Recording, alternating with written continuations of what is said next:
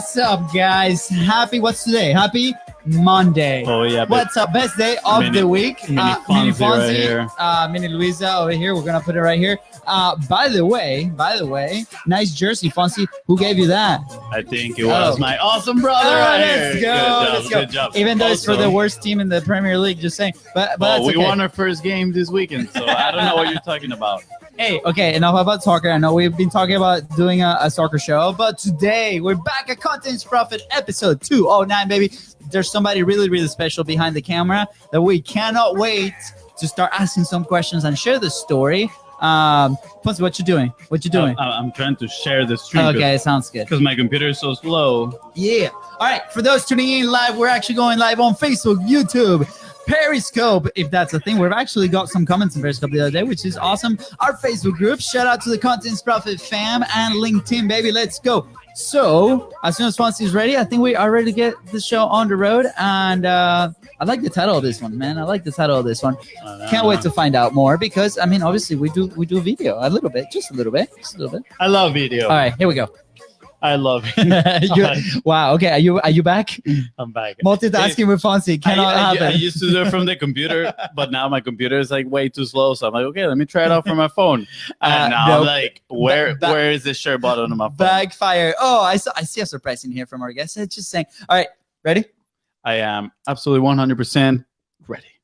We've got some. Hey, I'm Luis. And I'm Luis. And you're listening to the Content is Profit podcast, where we talk about entrepreneurship, mindset, and of course, how to turn your content into profit. Go to contentisprofit.com, join the community, come hang out. It's fun out there. Hey. That's right. Wait 1 second. Yeah, I gotta lift the table. Oh, wow, there we okay. go. Now I feel good. Now you feel good? Yeah, okay. now I feel in the zone. Guys, today we have an incredible episode. We're gonna be talking about little videos, big results. Sorry, Fonzie, the table was way too high. Yes, little video, big results. And I know everybody out there tuning in live, this is gonna be super useful because we actually started there, so I cannot wait to see where this goes. But before that, Fonzie, do we have a sponsor today? Indeed we do. Thank you for asking. You're welcome. Sir. And today's sponsor is your own, the BizBros. Yes, we sponsored this podcast thanks to Content Momentum. If you're looking to multi-purpose your podcast or video content and turn it into profit, give me profit, make sure to slide in the DMs at BizBros Go on Facebook, on Instagram. That's right, guys. And if you are enjoying these episodes and the stories and all the action-packed tips that our guests are bringing to you, go ahead and follow the show on your favorite platform because we are live every Thursday, Saturday, and Tuesday, all the way. Tuesday, Thursday, and Saturday. Let's go. That is right. And if today's guests help you move one step closer to your goal, please don't forget to share this episode and leave a 5-star review. Episode 209, and today we are digging deep into video content, paid advertising, and of course, how to turn your content into profit. That is right, baby. Today's guest is the founder of What's Next Media, Mr. Wronghouse Charity, and Parachute Video Ads. In a few words, he is someone that will help you leverage video to grow your business. And you better listen because he's no joke. He built a 7-figure company during the pandemic, and now he's developing a new course to help you replicate that success. Oh, yeah. Let's get this party started. Please welcome the video guy himself, Andrew Myers. Man, that was hyped. What's up, Andrew? Am I allowed to dance a little here? Yeah, absolutely, 100%. my Listen, man. I understand you guys are perplexed wanting to start a soccer show, so I went and got the scarves. This way, it's a bit of a hybrid. Yeah, hey, I'm just gonna put it out of there. Thank you so much. By the way, like we literally look like if we were like on a soccer show. We just need like a soccer ball right here, and that's it. Like we might have to go do that. For the ones listening, what's the team? Is Seattle Sounders maybe? Yeah. Oh. Well, you must have saw the championship logo on the scarf. Any Seattle Sounders fans out there, drop some love. Send us some DMs. I get it. Yeah, I remember one of the very first team that caught my attention about the MLS was the Sounders because of their fans. Ooh, I was like, so I feel like this is the closest I can see fans on like South America at first, right? This was a lot of time ago. Now there's more teams, obviously. Fans, a little bit more history in there. But that's very exciting. I'm excited you like soccer too. We're gonna have to, you know. That's the thing. I never even did. I was in Seattle, and I'm like, I heard there were 60,000 people going to the state. I'm like, well, I guess I should be one of them. And, I watched a guy go down the side, elbowing somebody, charging as hard as he could, and then he got there and just like did a little ballet on the ball, and then whipped it all the way in, and somebody headed it in. I just the dichotomy between violence and grace. I was like, that's it. This is it. I need to be a fan. I know that they do this. Hopefully one day we can go to Seattle. Like, I think that's gonna be cool. We've been in Atlanta and those games. Anyways, okay. Soccer show. Like, we're gonna put it to rest for now. Content's profit.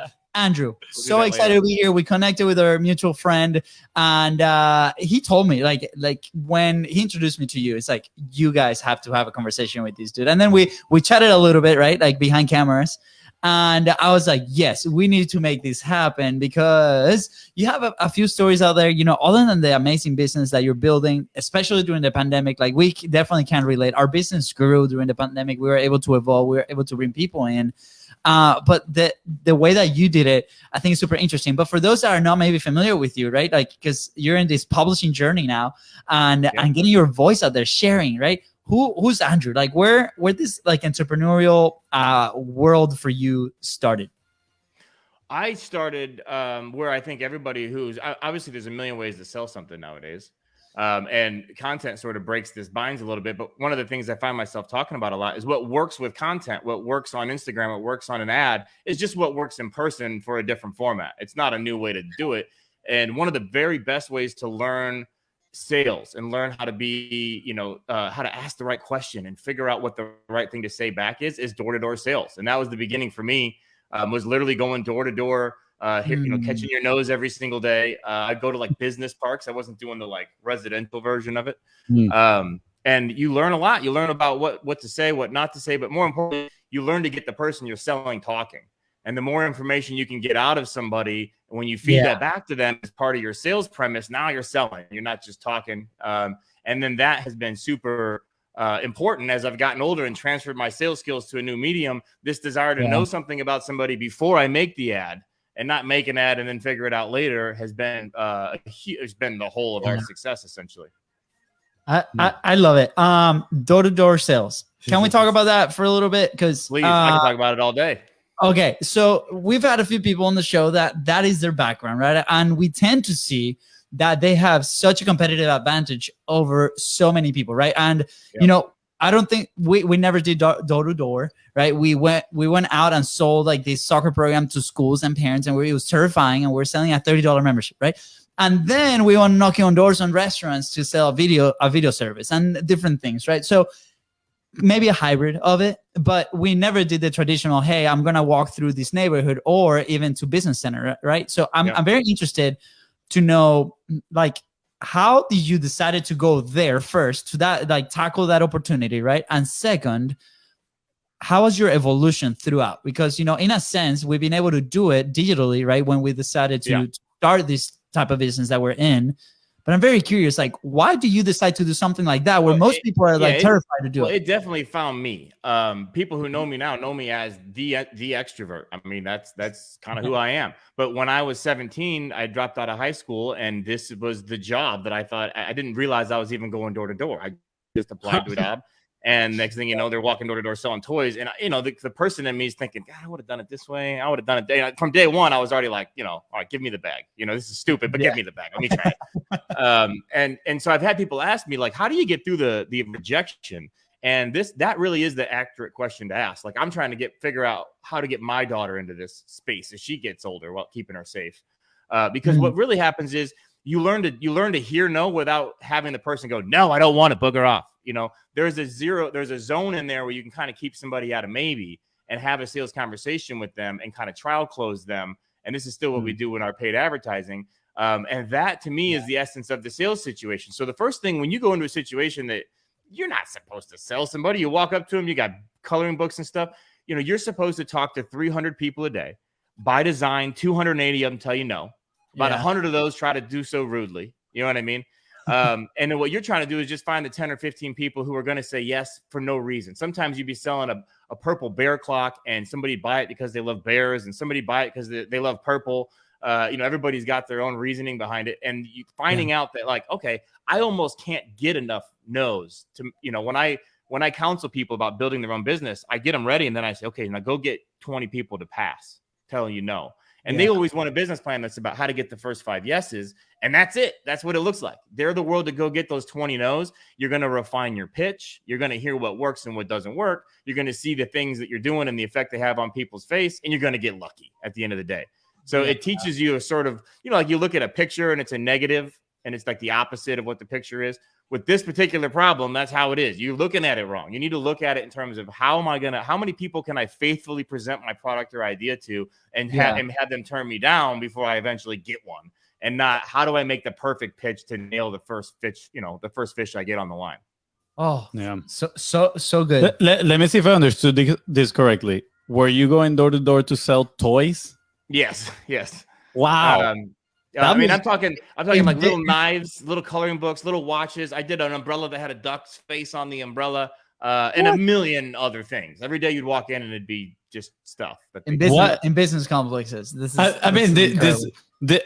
My mind is like, this is probably one of the most difficult things to sell. It is. So that's what it was. I thought I was going in to be a warehouse manager, right? You go into this warehouse, it's all this like wholesale crap. So I've learned since then. I used to do this as a dare.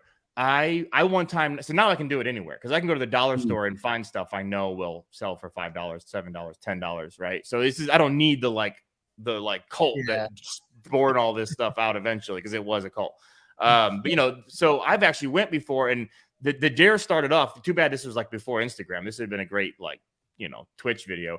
But I would go out and I would literally beg for 50 cents. I'd put it in and get the newspapers. I'd pull out all the classifieds of the newspapers and I'd group the coupons together. And again, it's all about asking the right question. I go around, hey, do you use Tide? And they go, yeah. And I go, look, I'll give you, I'll save you $55 worth of Tide with these coupons. You got 6 months to use them. And it's just like reorganization of begging, basically. Yeah. And they go, okay. And I'd come up with $15 by selling the coupons. And then I would go to the dollar store and I'd buy $15 worth of stuff and sell it for $60. So you actually hit it right on the head. I was, basically a high school dropout.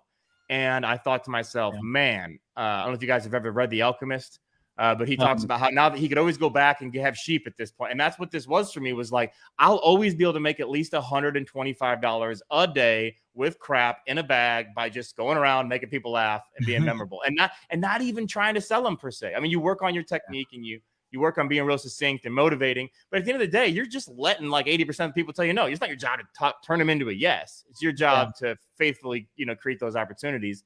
And it is a revelation that changes the way people prospect. When I started off in car sales, everybody was standing around doing what they do.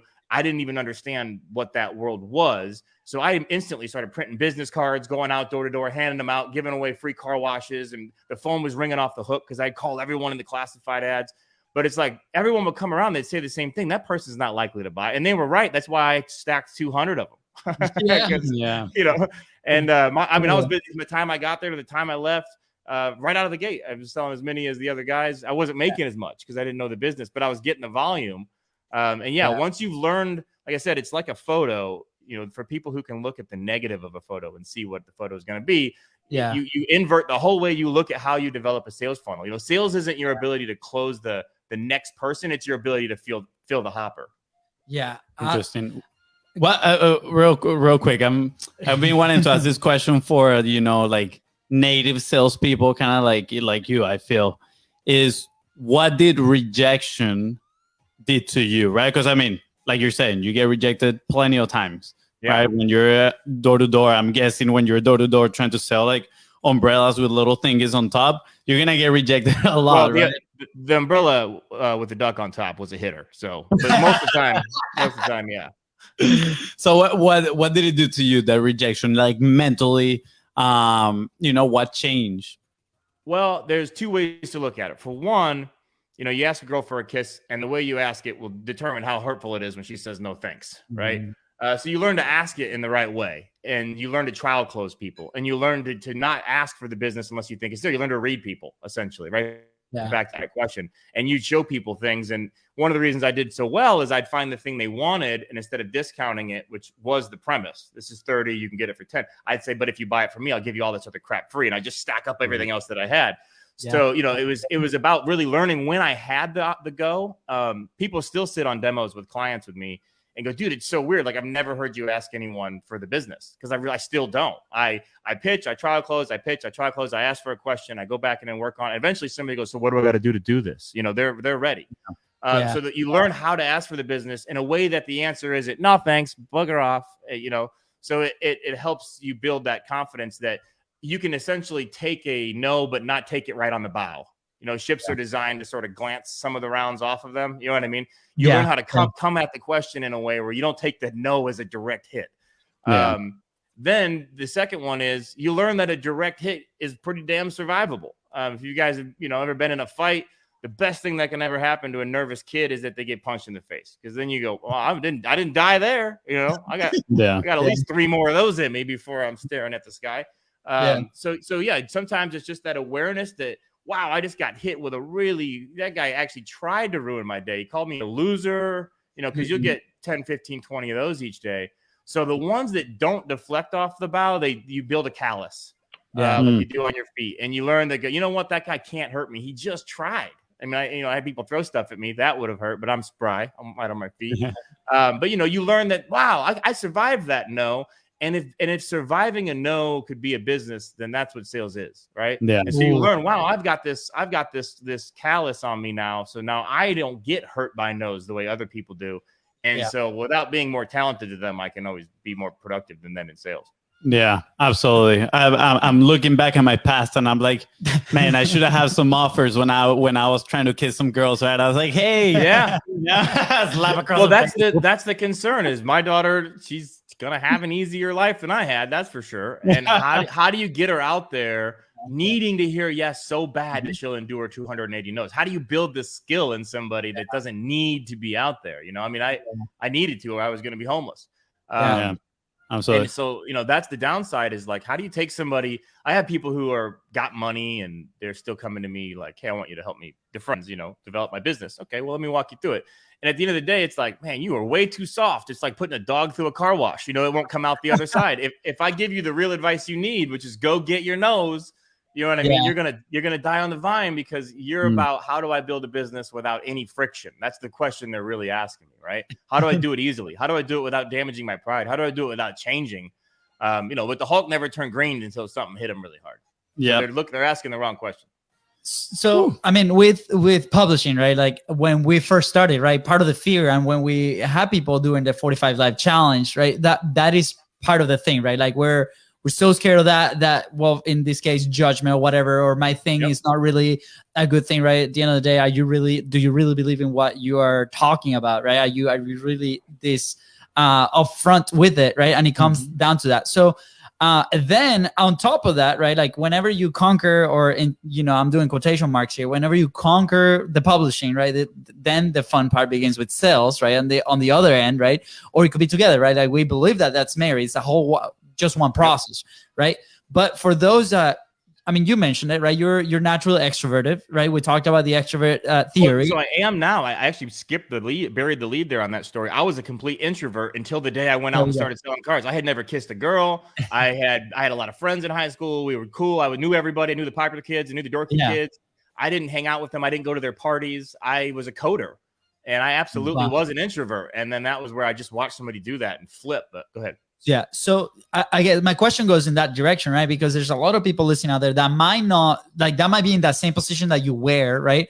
Or they see us publishing and, 209 episodes. It says easy, but it's been a journey, man. Like, just to stay consistent, right? So, I've been training people. So part of my agency's thing is that we take very specific videos based on something we know, and we play them to somebody at just the right time. So in order for that to work, I got to be able to harvest all these videos from the client's staff. So I've been dealing with this for the last year extensively, which is how we ended up in this course business. So I've been trying to help them. Part of it is mockery. So I remind them that, like, if this is 1860 and you only get one picture of your whole life, and you got to wear the stupid hat because you lost your hat, then, your kids are going to think that you liked that stupid hat and that you wore it every day of your life. So you should be afraid of the camera. I get it, But Absolutely. This is, the trick now is to expose yourself to the camera so much that if I come on, I put so much of myself out there, and you guys are the exact same way. If you came today with terrible hair, they wouldn't think you were ugly. They're thinking you're having a bad hair day. So I try to remind people that it's going to be the aggregate average and that you shouldn't worry. And then another way that I mock and shame them into doing the videos is people say, well, I'm too ugly for video. And a lot of the people that told me that were in the car business. And I said, well, if you're too ugly it's called taking it up when they get a new customer. So if you're too ugly to be on video, you might be too ugly to get it up, bro, because we can see you. I don't know if you know that or not, but all of us here are looking at you, and that's how you look. So the video is only going to help you expose things you didn't like about yourself. I used to do this thing. I think it started as a pitcher in Little League, and I'd throw a ball, and I'd sort of nervously adjust my shirt like this. It's like blaming the shirt, you know. Oh, this shirt, you know, high and wide, the shirt's loose, you know. But it like stuck with me, and I noticed it on video first that when I would talk to people with nervous energy, I'd sort of always be readjusting my shoulders. And I wasn't doing that just on video. I was doing that at parties. I was doing that everywhere in my life. The video only helped point it out. Yeah. And so I understand why people are, they don't like that first product, but what they need to understand about video is, unlike everything else you do in life, like I've been doing yoga. My friend came over today and he's like, that is horrible form. What have you been? And I'm like, well, I do it by myself out here. Like, I'm not improving any, you know what I mean? You too. I'm just out here stretching, you know what I mean? Basically, not even doing it well. But with videos, you review every product you do. You recover and you change something that was the thing you hated the most about the first one that you did. And every single video you do is better than the one you did before. So the challenge is, again, just like the law of averages with getting your nose, the challenge isn't doing the first video. I mean, that's the hardest part. The challenge is doing the first 50.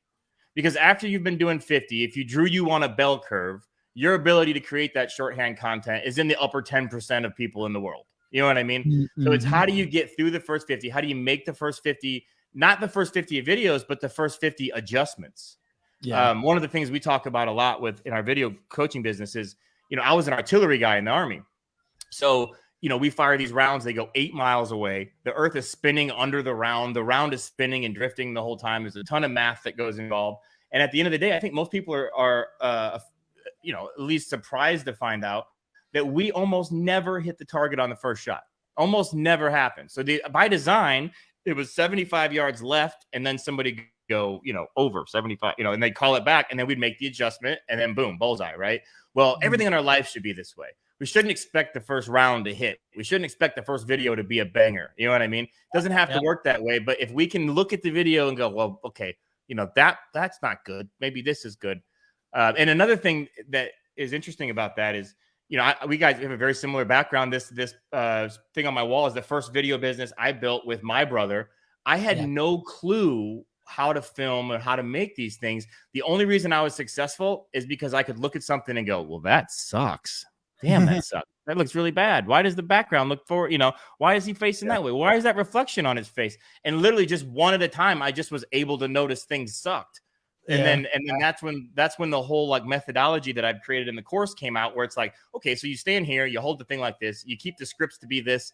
But like literally, I found it the way a blind person would find themselves out of a hotel where most of the doors were locked. You know what I mean? By bumping into a lot of locked doors and going, that looked really bad. Why did that sound so tinny? It's not. And little by little, the only thing I did well was stick it out. I would notice something sucked and I'd fix it. And most of the time by fixing it, I would just try 3 other things, like a baker that didn't know how to make a pie. And so I think that's a really important thing people need to know going into video. And we were talking about overcoming the fear of video. Is just do it. You don't even have to share it with anybody. You don't have to show it. Do a mockumentary. Go on TikTok and make jokes about other videos. Just get used to seeing your face on there. Like, if you think that I don't hate the way I look, just like you hate the way you look, like everybody's got to realize we're all coming from the same place. We all hate it. You work with what you have. You get used to the camera. You get used to the process.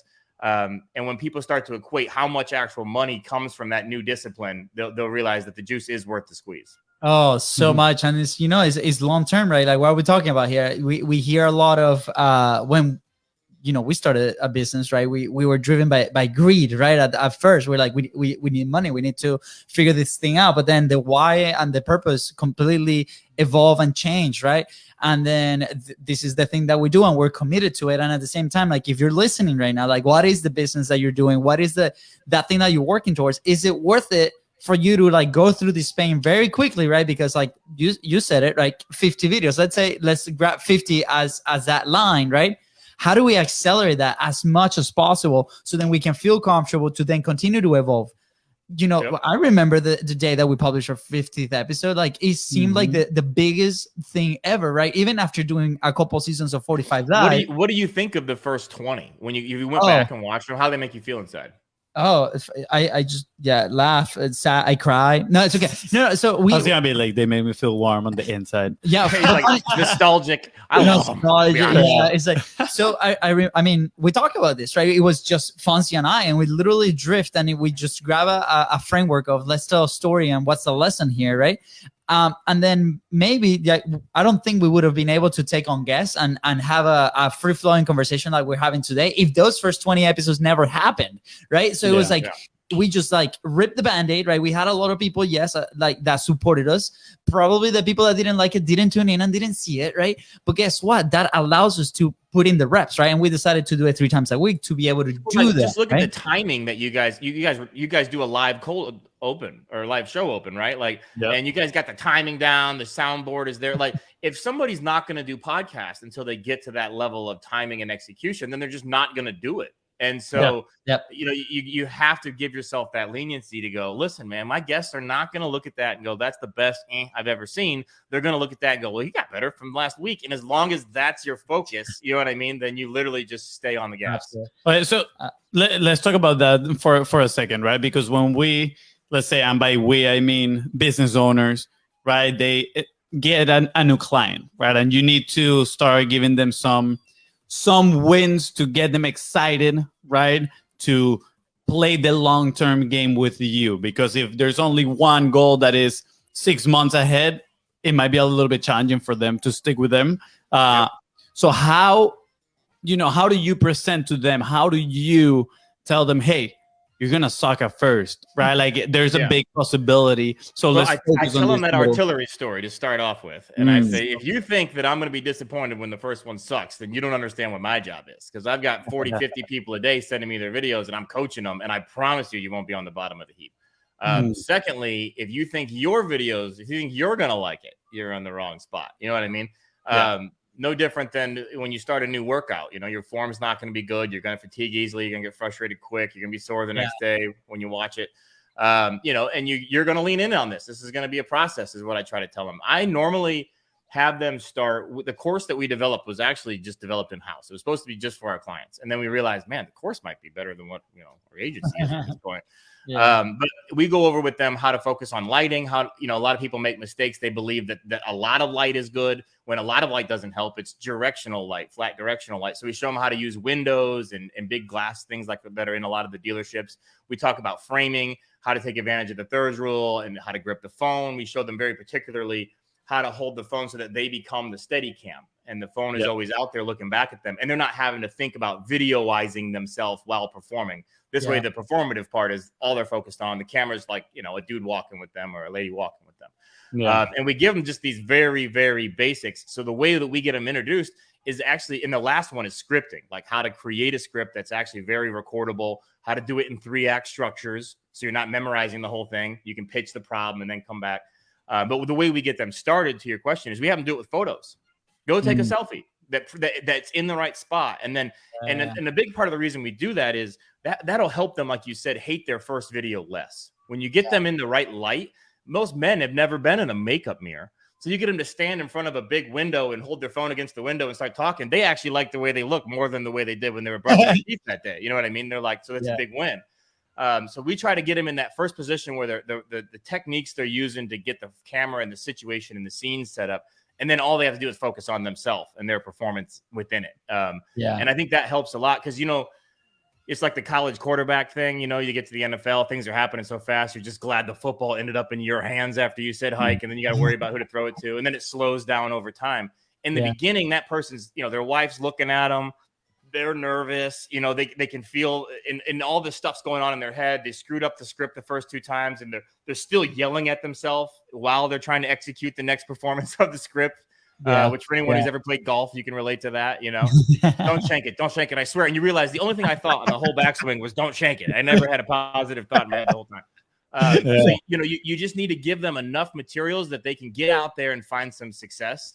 I've got a rifle back here That's a good metaphor here. I've got my rifle. You got to be good to shoot it. You got to know what you're doing. And then I built a 9mm version of it with a really light trigger and all the right stuff. So I can hand it to any idiot and they can go out there and find some moderate success with it and go, wow, this shooting sports stuff is fun, right? So this is the same thing. We try to eliminate enough of the variables that will absolutely hinder their success, keep them from liking their content up front.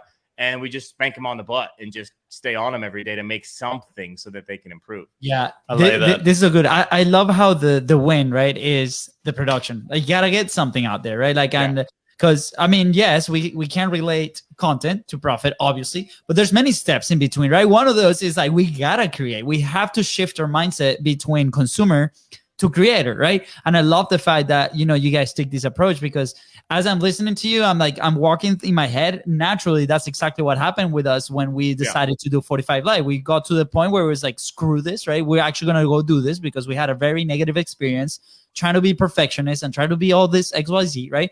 And we're like, you know what? Remove all the friction, right? How to eliminate all the variables, like you said, right? What are some of the common like holdups that you see with your clients, with the people that are taking your course, right?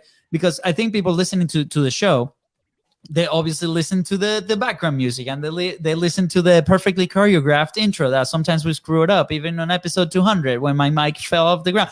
So anyways, they listen to all these things, right? But they don't have the mic. So what are some of the holdups, right? Because sometimes, or many times, we compare ourselves to that top version. I'm not saying that we're top version. Well, no, and I can tell you, because not everybody's in podcasting. So some people are going to make a video, make a product one time, and then try to build their business with it for a year. Or somebody's going to make a video and it's going to be an email response to everyone who signs up for something, you know, so everybody's got them for a different reason. At the end of the day, the thing that's holding everybody back, and this is, again, one of the key ways we try to motivate people in our own business, is that they don't believe the juice is worth the squeeze. They know they should make a video, you know what I mean? But at the end of the day, if I knew that doing ab day 10 days in a row would hands down 100% give me a smoking washboard set of abs, or if anyone else knew that, they would approach ab day differently. There's a vagary between our effort and our results, and no one's really sure how to crunch that. And with video, people vastly underestimate how far it can take their brand, how far it can push their business, how much it can increase their sales, how much it can increase their awareness of people and then people's awareness of them. And they aren't valuing the size of the prize heavily enough to overcome the discomfort of the production of the video, you know? So the 9 times out of 10, it's just convincing somebody that this isn't like make a video, put it on YouTube and hope, bro. Your business has a slot for this piece of content. You have to put something there in this slot. And it's worth it. And that's a better way to get somebody involved. Is that, you know, we had a guy, again, in auto, and it was like his number one sales guy. And I went down there and he said, "Oh, I'm not a video guy." Okay. Handsome guy, good looking black dude, talked really great, huge smile. I mean, the guy, he was brand new when they're top salesperson. So this is a guy who is absolutely a video guy. Like the way he looks, the way he carries himself, the way he acts is why people like him. And he could be doing that for thousands of people a day rather than 5. You know what I mean? So he absolutely is a video guy. And I said, okay, I'm not going to challenge you on that. So I said, I was on the road, so I had cash on me. So I got in my wallet quick, got a 50, put it back on, got it in front of the table in front of him. I see my in it. I go, "So would you go do a video if I gave you $50? And he goes, "Oh, hell yeah." Okay. So did everybody just see what happened there? So it's got nothing to do with whether or not he's a video guy. It's that he doesn't believe a video can make him $50. So in his case, we just walked through the video he was going to be making was a response to a new lead. And I said, "Do you believe you could get a 10% more likely or 20% more likelihood of getting the appointment to show up if you sent him this?" And he said, "Yeah." And I said, "And you close 50% of your appointments?" And he goes, "Yeah." So you could sell about, of every 10 cars, you might sell 1 more. How much do you make per car? I mean, $2,400. So he makes $600 for every car he sells, and he has a 1 in 10 chance of selling one, a 10% better chance of selling one. So he makes $60 per video, not 50. But he just hadn't. Those were his numbers. He plugged that in. He did the algebra. You know what I mean? 10%. Those are all I asked him, and it just so happened to work out neatly. But yeah, so it's this vision that, man, I'm going to go make these 20 dealers, just like me taking no's going door to door. I'm going to make these 20 videos, but only one of them is going to make me money, but it's going to make me enough money to justify all 20. And so, a lot of times it's just, they haven't done the calculus on exactly how this thing is going to ultimately give them money. So they're not sure. Am I doing a hobby? I'm doing a podcast. My friends look at me like I'm stupid because only 100 people watch it. You know what I mean? But that's okay if you've done the calculus that continuing to do so for a year might deliver $45,000 a year to your business, or open up a new funnel for leads, whatever. So, they don't start with, why do I need video? And for the people that start there and intimately understand that, they're drawn through the problems towards the solutions like gravity, because they want the squeeze. They know the juice is worth the squeeze, and they know they want the juice. So everything else is just in their way. For the rest of us, the real problem is that it's a hurdle to overcome. We don't want to do it. And at the end of the day, we're not convinced it would work. And so the people who feel that way and identify with that statement, they've got to back up and make sure that they disprove themselves of that theory. And maybe they're right. I mean, maybe their plan is to, like, again, in auto sales, we see guys go out and make little videos for every car that comes in. They leave it on YouTube. Nobody sees it. That's not a process. That's not a type of video that's going to make you money. So they probably should make sure there is a plan. Make sure the juice is worth the squeeze. Make sure the content you're making has a place where it belongs. And then how bad do you want it? Yeah. Before you go with this question, I just want to share a story, because you share it with the auto industry, but it was very similar to what we were doing in the fitness industry when we first started with this. Right. And I want to repeat what you said. Every piece of content, make sure that it has a spot, it has a place. And I remember we added coaches' videos to the follow-up sequences and the follow-up messages to the people that did not sign the membership in the first place. This was a boutique studio, and it was incredible because it was like, oh my gosh, like the impression of these people, right? And these coaches are outgoing out there, and we just build it into that pipeline. People are calling back, me like, oh my God, book me for next class. I want to see this coach. I want to see the other coach, right? And it's those things. And everything increased, right? Because people were like so excited to see that it's something that's different as well. It's like, and I want to point this out, because content is not just for social media. There's so many other applications that we can do. We asked a couple questions here on the show, and we shared this in the past, that their place is not social media. Their place is somewhere else, which if you are into our world, you know where that is. But I love that you're bringing this this new vision, right? That a lot of people might ignore because everything else is so. This reality ran my old business over. I was a salesman. I started making videos that were designed to help dealerships essentially highlight their business practices and all their products. It was great. We'd make the series one time, and we would sell access to that series to multiple markets. So you'd own our Ford series in Cleveland, for example. And we made all this cool stuff. And for a while, we were even making custom stuff in the beginning. And like, people would come around and go, well, we just spent $6,000 on this new coffee machine. Let's do a video on that. Like, who the hell's going to watch that video? Like, where are you going to put that video? Like, they don't have a connection. And so what you need, like, exactly to your point, you need to have a funnel that you've created that demands video. There's empty slots in there, like an ad lib. And your job is to create that video that serves that slot. When you find yourself in a spot where you're making videos aimlessly, which is where we ended up. We had clients, we were doing $1 million a year. We had clients buying these beautiful videos. They were super happy. Their check would have always showed up on time, but we were basically wasting their money because they didn't have the processes that demanded the video on their side of the business. We provide the video and the training, and we go, look, don't you realize, like, you have this thing about how you price your cars? It's beautiful. People react well. Why don't you put banners on your site? So that's the first thing people see. Why don't you email them to people when they send in a lead so they know that you won't negotiate? But for all of those, there was too much. And that is actually how we ended up selling the video business and starting the agency, where I now am the one using the content I create and the clients create for the we are the ones exercising the why part of making the content. But I always think back on that, let's do a video on the coffee machine, or it's like, they don't understand that video to sell is the act of getting the right message in front of the right person at the right time. And how you control the timing and the delivery of it is more important than the message even, because it's all a sales process, right? That's what we're really doing. And that's what's so different about our business is we go out and get people's attention. We figure out if they're interested in our clients' products, but then we stay with them and give them all these different messages based on where they live, what their hobbies are, the products they looked at, whether they're male or female, whether they like soccer or not. And so then that brand that we represent has this continual conversation with somebody to like kind of keep them invested in what's going on. So there is a demand. And we have clients that have 70 to 80 live videos just in their paid advertising ad account. And, if you love dogs, we're going to go, do you love dogs? Oh, my God, you should. Well, I already know you love dogs, so you wouldn't get the video. So it goes right back to the selling stuff door to door. The Facebook knows the question. They know something about you. And now I can make a video that converts on that knowledge and get it served only when appropriate, right? So that's like a showrooming effect. That's building a sales process and not just advertising to people. So that's sort of our area. We don't make a lot of organic content and sit back. That's your guys' thing. I wish I was more confident and better at that.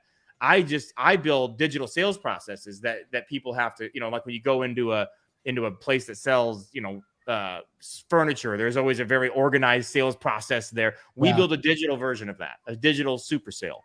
And that's the way that every piece of content we have is targeted. We have content that's like, congratulations for hitting our midday flash sale. Now you get these unique offers, and it only plays during the middle hours of the day, but everything is targeted and relevant.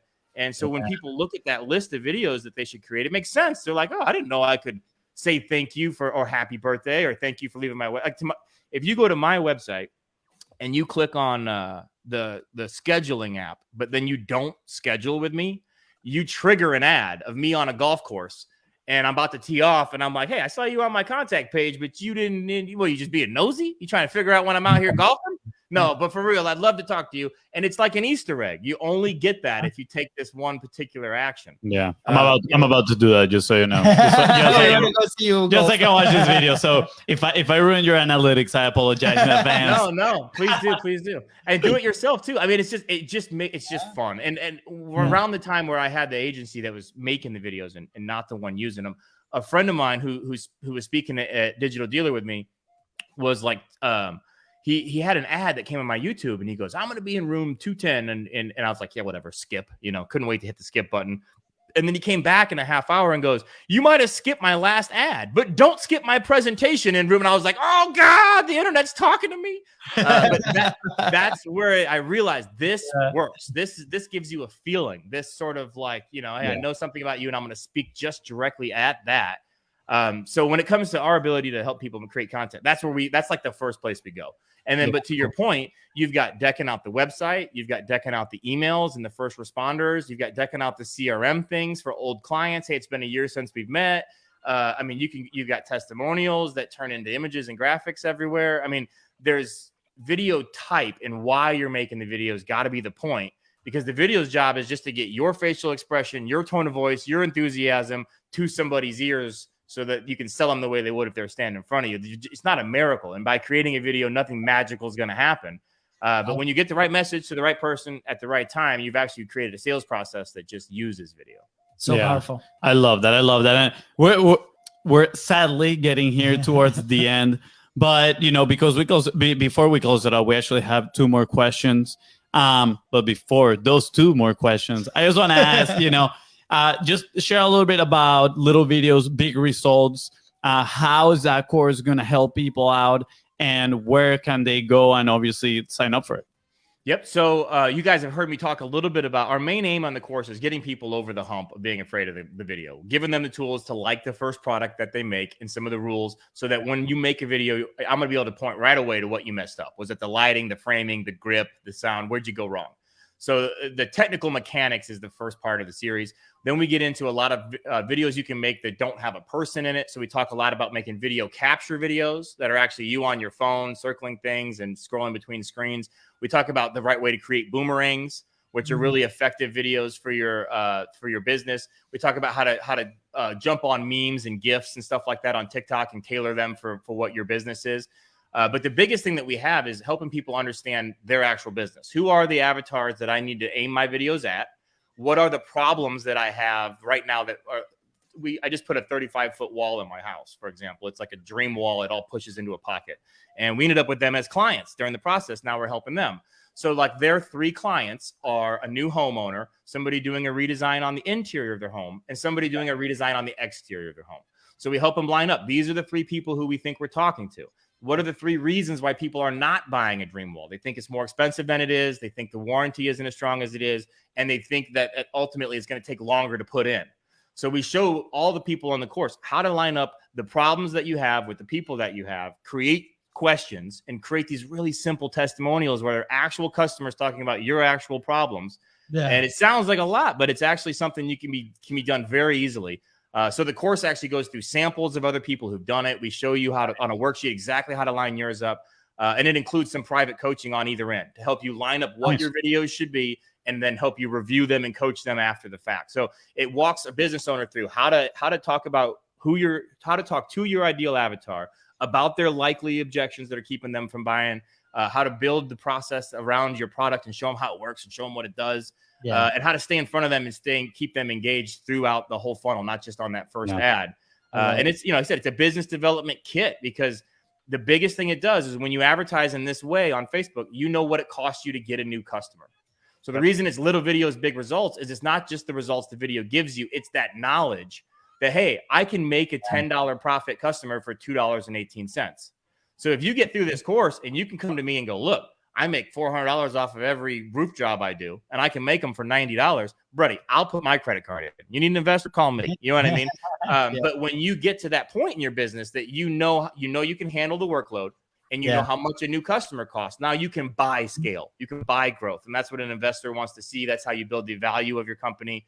So you can punch in the dark and hit a few, not hit a few, do a campaign night. But when you can come to someone and say, hey, it's $8 for us to get a new dry cleaning client, we make on average $55 a month off of them, right? Like 22 of that's profit. We keep them for an average of 30 months. Now you've got a business. So we really help, business owners that love their business focus on the very simple set of skills they need to just translate the way they would talk to a customer to customers that aren't in the rooftop, that are in the market for what they sell, and put them into sort of a showrooming effect that'll actually talk about why other customers chose them and how maybe some of the things they thought would be wrong or wouldn't want from working with that business are not actual problems. So we're using videos, but it's really a business development kit of how to go out there and find your cost of acquisition and grow your business. Yeah. So cool. Yeah, no, that's awesome. I think is going to be very beneficial for those that join. And I'm sure people got their credit cards already in their hands and they're like, okay, where do I sign up in here? So that's a great segue. So this is a course that we've been building. It's just going to be retail ready here on like October 1st. So for anybody listening,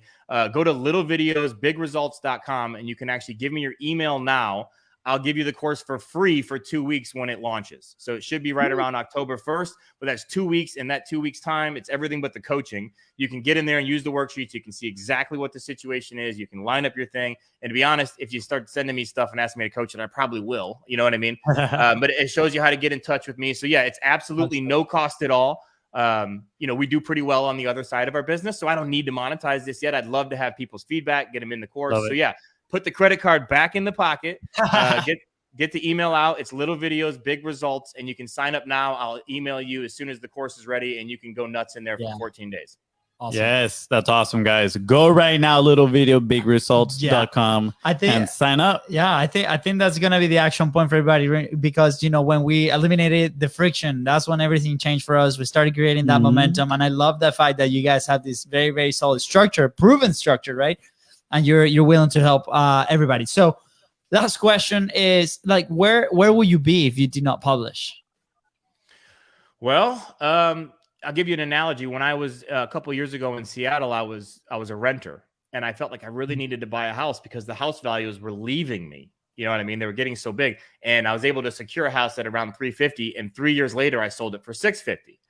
But if you were trying to stay in Seattle, that wasn't very good because all the homes you wanted to move up to and buy also went up, right? But by getting into one home, I wasn't left behind. If I was still a renter, I wouldn't even have been able to afford the $350,000 house anymore. You know what I mean? Yeah. So that's what you're leaving behind is in life. And in physics, one of the most difficult things to do is stay stationary. Going backwards is easy. Going forwards can be easy. Staying exactly where you are is almost impossible in life, whether that's from your fitness level or, your family situation. You have a great day. You wish every day could be like this. Well, it can't. Yeah. And the fact is that it almost needs to get better or worse. Yeah. So that's the way people need to look at that opportunity is simply being satisfied with your business now isn't enough because that might not be your business, especially in harder times, right? So you need to, like I did when I bought that first house, you need to get on the wave now. You need to develop these skills now because they're becoming more and more imperative to own any business, let alone to grow any business, because your competitors will be doing these things. So, don't rest on your laurels. Don't be satisfied with your current position because that current position could look a lot worse in 2 years. So get in the game now, develop the skills now, even if they're not productive to your business now, the odds are very, very strong that they will be. And if you don't own a business, find a way to take over this responsibility for your current employer and watch how many potential current employers show up. Yeah. Wow, I love it. I love the analogy. And all I could think about was, what is the river of thought? I'm kidding. We'll leave that for part 2. Yeah, we'll leave that for part 2. Another day. Another day. Man, this has been incredible. And thank you so much for coming onto the show. Yeah. Is there anything else you want to add before we head out? No. To your river of thought idea, read Think and Grow Rich. Thank me later. Half of life is having a target and going after that target and knowing, and it's right back to what we were talking about, where make that target to be understanding, make your goal as you read that book to be understanding what it would cost you to grow your business, finding your cost of acquisition. Let that be your North Star, not the next sale, but the knowledge of what the next sale should cost. Love it, man. Baby. Thank you so much. Let's go. That was absolutely amazing. Yeah. Put the horn. Hold on. Give me the horn. Give me the horn. Oh, let's go. Crowd going crazy. With that said, guys, thank you. I'm blushing.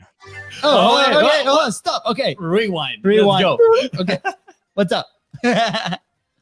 Tell us. No, I said no. I'm blushing. Oh, you're blushing. Yeah. The horn got me. I totally understood. Now my question, I was like, oh wait, what is it? Yeah. You pulled a reverse card. I think we all thought somebody else had something profound to say there during that pause. Ended up being a stand-up. I know.